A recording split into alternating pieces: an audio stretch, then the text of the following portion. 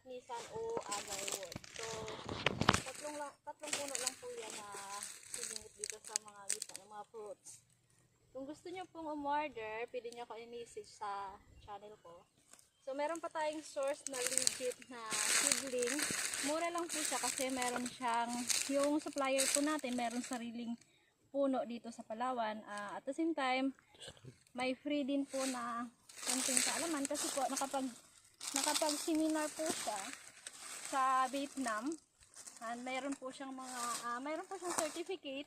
Kung nakapagtanim na po kayo ng agarwood o yung lapnisa na tinatawag nila, kapag malaki na po yung puno nyo, pwede, yung supplier po na yun, siya na mismo yung mag-inoculate ang tawag doon kasi bubutasin yung mga puno para magkaroon ng infection yung mismong puno. Kasi kung aantayin po natin siya magkaroon ng infection para magkaroon ng tinatawag nilang, kalimutan ko na, may tinatawag yung parang black sa gitna, matagal po yun, baka decades bago nyo mapapakinabangan yung puno ng agarwood. So ang ginagawa po nila na paraan is ilalagyan nila mismo, tinuturukan nila yung puno, binubutasan para magkaroon ng infection at mag-produce siya ng virus, at yun yung mahal na nabibili.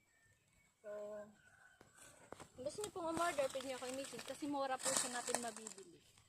So, dito po yan sa Palawan. Mag-ship po tayo via JNT Express.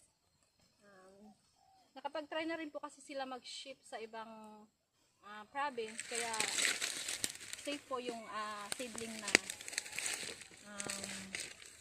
i-deliver sa inyo. So, yan lang po. Bye!